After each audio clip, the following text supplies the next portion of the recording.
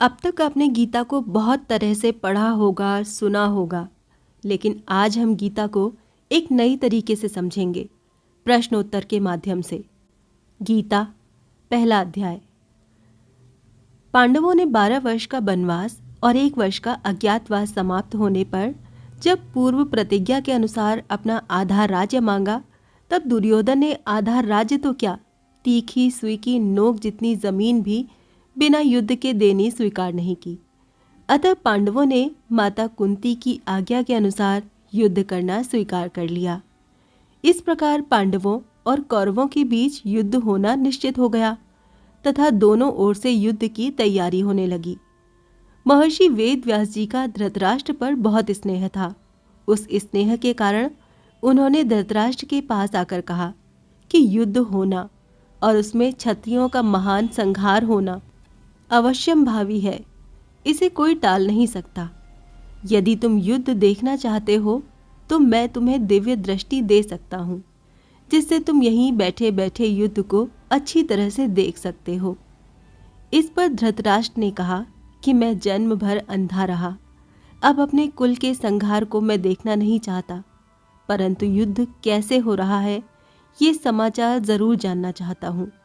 व्यास जी ने कहा कि मैं संजय को दिव्य दृष्टि देता हूँ, जिससे ये संपूर्ण युद्ध को, संपूर्ण घटनाओं को, सैनिकों के मन में आई हुई बातों को भी जान लेगा, सुन लेगा, देख लेगा और सब बातें तुम्हें सुना भी देगा।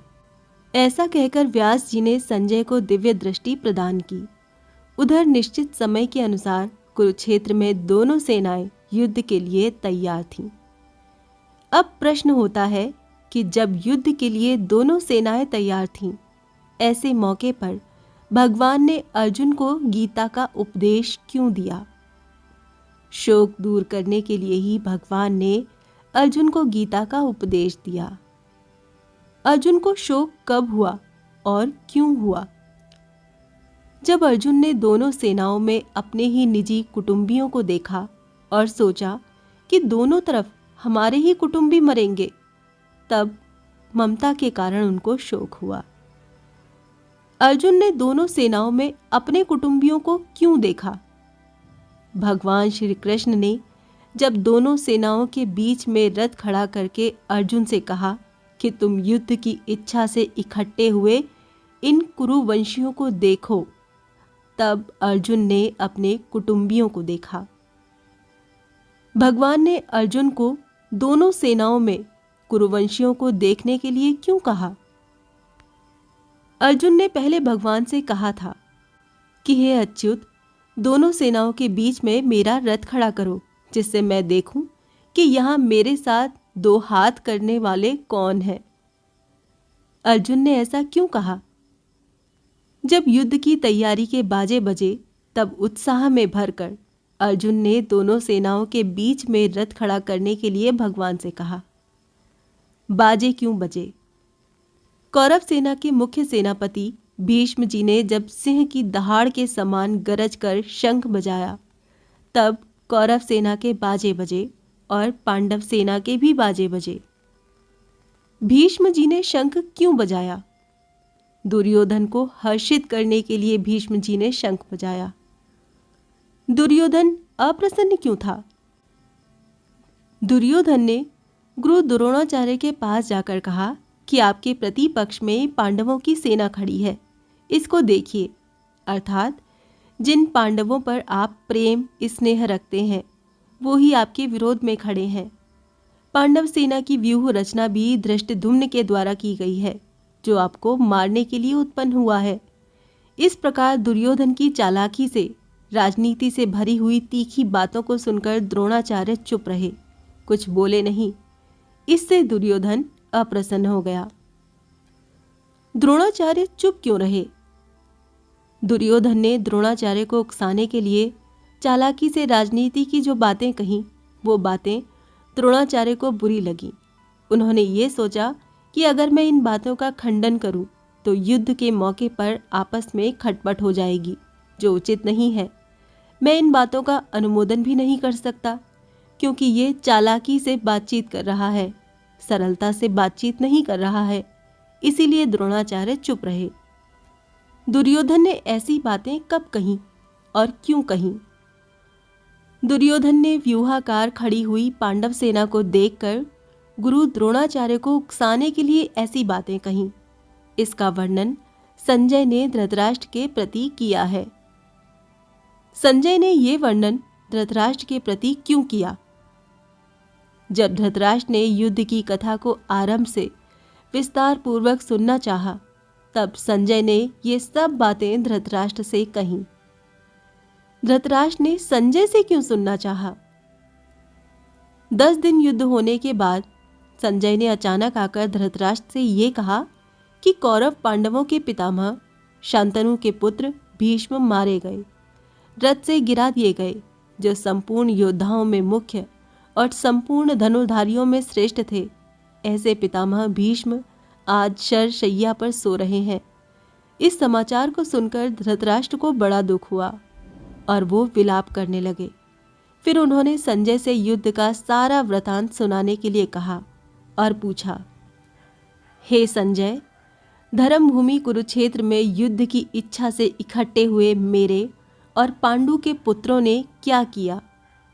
संजय बोले, उस समय व्यूह रचना से खड़ी हुई पांडवों की सेना को देखकर राजा दुर्योधन द्रोणाचार्य के पास गया और उनसे कहा कि हे आचार्य, आप अपने बुद्धिमान शिष्य द्रुपद पुत्र धृष्टद्युम्न के द्वारा व्यूह रचना से खड़ी की हुई पांडवों की इस बड़ी भारी सेना को देखिए। पांडवों की सेना में मैं किन किन को देखूं दुर्योधन? पांडवों की इस सेना में बड़े बड़े शूरवीर हैं, जिनके बहुत बड़े बड़े धनुष हैं, तथा जो बल में भीम के समान और युद्ध कला में अर्जुन के समान हैं। इनमें युयुधान, सात्विक, राजा विराट और महारथी द्रुपद भी हैं। दृष्टकेतु, चेकितान और पराक्रमी काशीराज भी हैं। पुरुजित और कुंती भोज, ये दोनों भाई तथा मनुष्यों में श्रेष्ठ शैव्य भी हैं। पराक्रमी युधामन्यु और बलवान उत्तमौजा भी हैं। सुभद्रा पुत्र अभिमन्यु और द्रौपदी के 5 पुत्र भी हैं। ये सब के सब महारथी हैं। पांडव सेना के शूरवीरों के नाम तो तुमने बता दिए, पर अपनी सेना के शूरवीर कौन कौन है दुर्योधन? हे द्विजोत्तम, हमारी सेना में जो विशेष विशेष पुरुष हैं, उन पर भी ध्यान दीजिए। आप द्रोणाचार्य, पितामह भीष्म, कर्ण, संग्राम विजयी कृपाचार्य, अश्वत्थामा, विकर्ण और सोमदत्त का पुत्र भूरिश्रवा, तथा इनके सिवाय और भी बहुत से शूरवीर हैं, जिन्होंने मेरे लिए अपने जीने की इच्छा भी त्याग दी है और अनेक प्रकार के अस्त्र शस्त्र चलाने में निपुण तथा युद्ध कला में अत्यंत चतुर हैं। दोनों सेनाओं के प्रधान प्रधान योद्धाओं को दिखाने के बाद दुर्योधन ने क्या किया संजय? दुर्योधन ने अपने मन में विचार किया कि उभय पक्षपाती, दोनों का पक्ष लेने वाले भीष्म के द्वारा रक्षित हमारी सेना पांडव सेना पर विजय करने में असमर्थ है और निज पक्षपाती, केवल अपना ही पक्ष लेने वाले भीम के द्वारा रक्षित पांडवों की सेना हमारी सेना पर विजय करने में समर्थ है। मन में ऐसा विचार करने के बाद दुर्योधन ने क्या किया? उसने सभी शूरवीरों से कहा कि आप सब के सब लोग अपने अपने मोर्चों पर दृढ़ता से स्थिर रहते हुए भी पितामह भीष्म की चारों ओर से रक्षा करें। दुर्योधन ये जानता था कि द्रोण और भीष्म उभय पक्षपाती हैं, अतः उनको राजी करके अपने पक्ष में लाने के लिए दुर्योधन पहले जैसे द्रोणाचार्य के पास गया, ऐसे ही यहाँ भीष्म को राजी करने के लिए सभी वीरों से भीष्म की रक्षा करने के लिए कह रहा है। अपनी रक्षा की बात सुनकर भीष्म जी ने क्या किया? पितामह भीष्म ने दुर्योधन को प्रसन्न करते हुए सिंह के समान गरज कर बड़े जोर से शंख बजाया। भीष्म जी के द्वारा शंख बजाने के बाद क्या हुआ संजय? भीष्म जी ने तो दुर्योधन को प्रसन्न करने के लिए ही शंख बजाया था, पर कौरव सेना ने इसको युद्धारंभ की घोषणा ही समझ लिया। अतः भीष्म जी के शंख बजाते ही कौरव सेना के शंख, भेरी, ढोल, मृदंग आदि बाजे एक साथ बज उठे। उनका शब्द बड़ा भयंकर हुआ। कौरव सेना के बाजे बजने के बाद क्या हुआ संजय?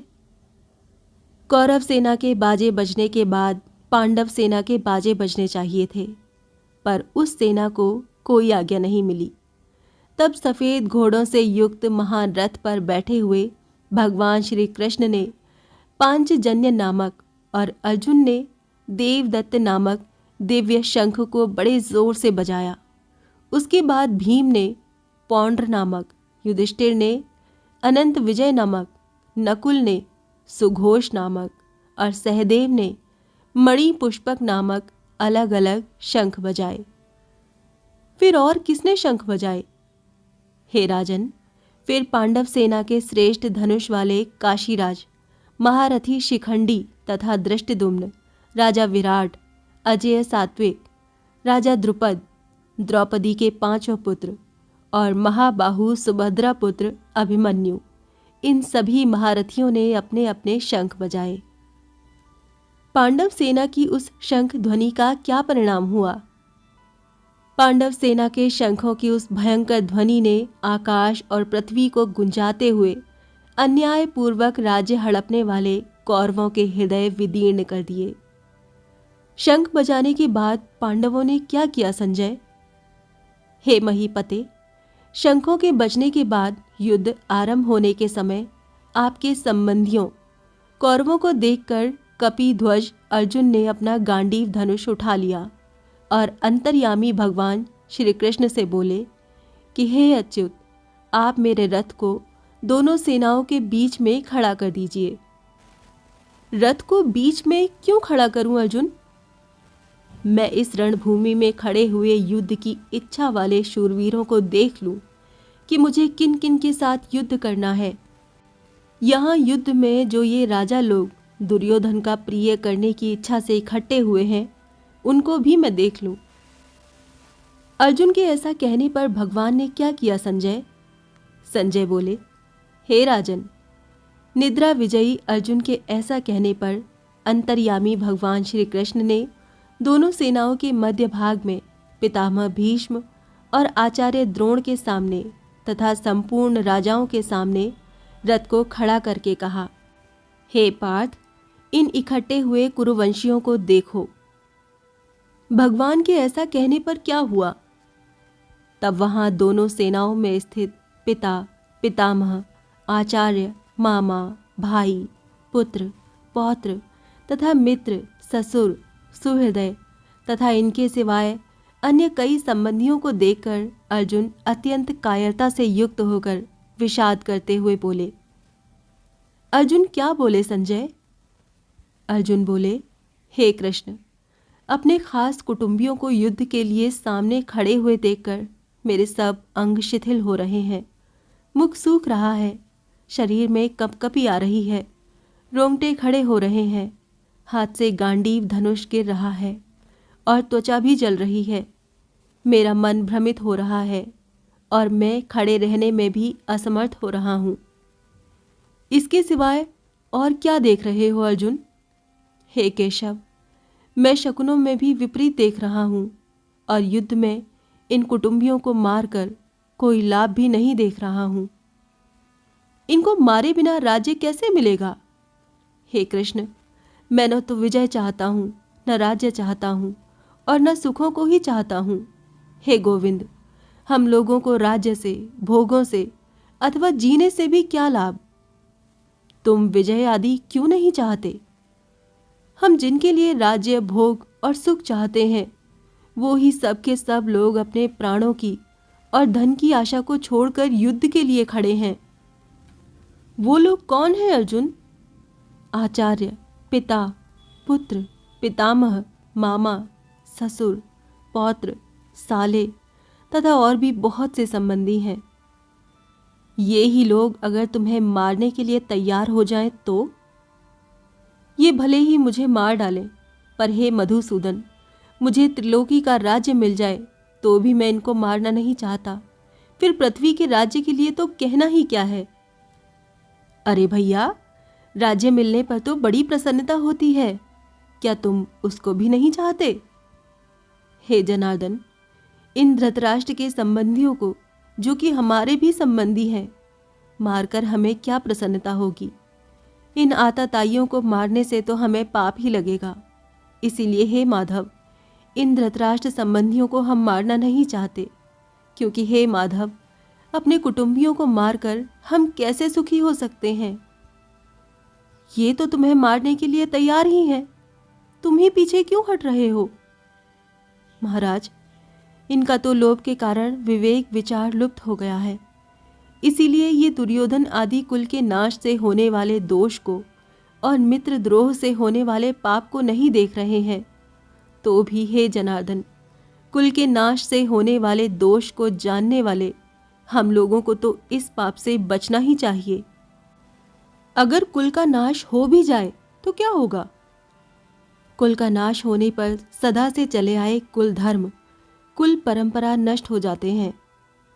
कुल धर्म के नष्ट होने पर क्या होता है? कुल धर्म के नष्ट होने पर संपूर्ण कुल में अधर्म फैल जाता है। अधर्म के फैल जाने से क्या होता है? अधर्म के फैल जाने से कुल की स्त्रियां दूषित हो जाती हैं। स्त्रियों के दूषित होने से क्या होता है? स्त्रियों के दूषित होने से वर्ण संकर पैदा होता है। वर्ण संकर पैदा होने से क्या होता है? वो वर्ण संकर कुल घातियों, कुल का नाश करने वालों को और संपूर्ण कुल को नरकों में ले जाने वाला होता है तथा पिंड और पानी, श्राद्ध तर्पण न मिलने से उनके पितर भी अपने स्थान से गिर जाते हैं।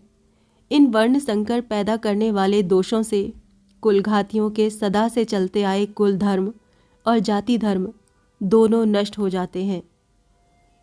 जिनके कुल धर्म नष्ट हो जाते हैं, उन मनुष्यों का क्या होता है? हे जनार्दन, उन मनुष्यों को बहुत समय तक नरकों में निवास करना पड़ता है, ऐसा हम सुनते आए हैं। युद्ध के ऐसे परिणाम को जब तुम पहले से ही जानते हो, तो फिर तुम युद्ध के लिए तैयार ही क्यों हुए?